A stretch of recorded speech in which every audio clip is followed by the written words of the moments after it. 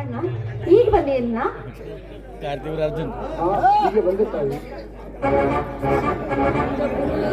ಅಣ್ಣ. ನಿನ್ನ ಮೈಯೆಲ್ಲ ರಕ್ತ. ಅಣ್ಣ, ಗಾಬರಿ ಪಡುವಂತ ವಿಷಯವೇನು ಇಲ್ಲ ಅಣ್ಣ. ಅದು ನಾನು ಸಾಮಾನ್ಯವಾಗಿ ರಸ್ತೆಯಲ್ಲಿ ಬರುವಾಗ ಒಬ್ಬ ದೇಶದ್ರೋಹಿ ನಮ್ಮ ಕೆಂಪು ಬಾವುಟದ ಕೋಟೆಗೆ ಗುಂಡಿಕ್ಕಲು ಪ್ರಯತ್ನಿಸುತ್ತಿದ್ದ. ಅದನ್ನು ಸದೆ ಬಡಿಯಬೇಕಾದರೆ ಅವನಿಗೂ ನನಗೂ ಕ್ಷಣಿಕ ಒಡೆದಾಟವಾಯಿತು. ಅದರ ಪ್ರತಿಫಲವೇ ಇದು ಅಲ್ಲ.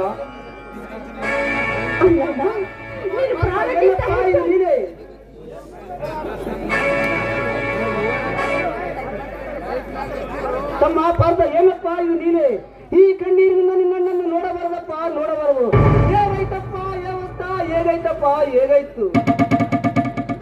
ಅಲ್ಲಣ್ಣ, ನಿನ್ನ ಪ್ರಾಣಕ್ಕಿಂತ ಹೆಚ್ಚಾಗಿ ಆ ದೇಶ ಪ್ರೇಮವೇ ಹೆಚ್ಚಾಯ್ತು ನಿನ್ನ.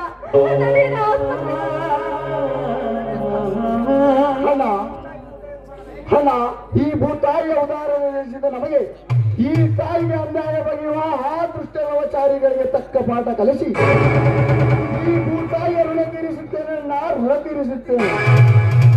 ರಣರಂಗಕ್ಕೆ ಬಂದು ಯುದ್ಧ ಸಾರಿದರೆ ಅವರಿಗೆ ಸಡ್ಡು ಒಡೆದು ಹಕ್ಕಿಲ್ಲದೆ ನುಗ್ಗಿ ಒಟ್ಟಿ ಎದ್ದು ನಿಲ್ಲುತ್ತಾರಣ್ಣ ಈ ಪಾರ್ಥ. ಒಂದು ದಿನ ಈ ಮಣ್ಣಿಗಾಗಿ ಹುಟ್ಟಿದ ಈ ಜೀವ ಈ ಭಾರತಾಂಬೆಯ ಮಡಿಲಲ್ಲಿ ನನ್ನ ಪ್ರಾಣ ಮಡಿದರೂ ಚಿಂತೆ ಇಲ್ಲವಣ್ಣ. ಮುಂದಿಟ್ಟ ಹೆಜ್ಜೆಯಿಂದ ಹೆಜ್ಜೆ ಹಾಕುವ ಮಾತೇ ಇಲ್ಲವಣ್ಣ ಈ ನಿನ್ನ ತಮ್ಮ ಪಾರ್ಥ.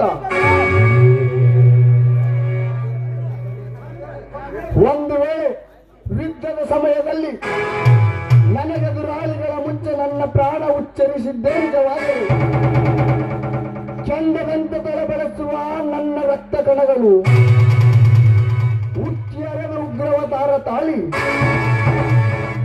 ಕೊಲ್ಲದ ಬಿಡಲಾರ ಈ ಪಾರ್ಥ. ಇದು ಆ ಚಾಮುಂಡೇಶ್ವರಿ ಮೇಲಾಣೆ.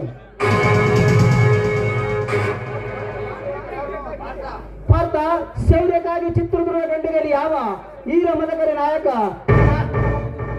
ತಾಯ್ನಾಡಿನ ದೇಶದ ಆಸ್ತಿಗಳಿಗಾಗಿ ನಮ್ಮ ತಮ್ಮನೆಂದರೆ ತಪ್ಪಾಗಲಾರದೆ. ರಕ್ತ ಸುರಿದು ಎಪ್ಪಗಟ್ಟರೊಳಗೆ ನಡಿಯಪ್ಪ, ಹೋಗೋಣ ಹಾಸ್ಪಿಟಲ್ಗೆ. ಹೌದಣ್ಣ, ಬಾರಣ್ಣ ಆಸ್ಪತ್ರೆಗೆ ಹೋಗೋಣ. ಹಾ ಸರಿ ಅಮ್ಮ.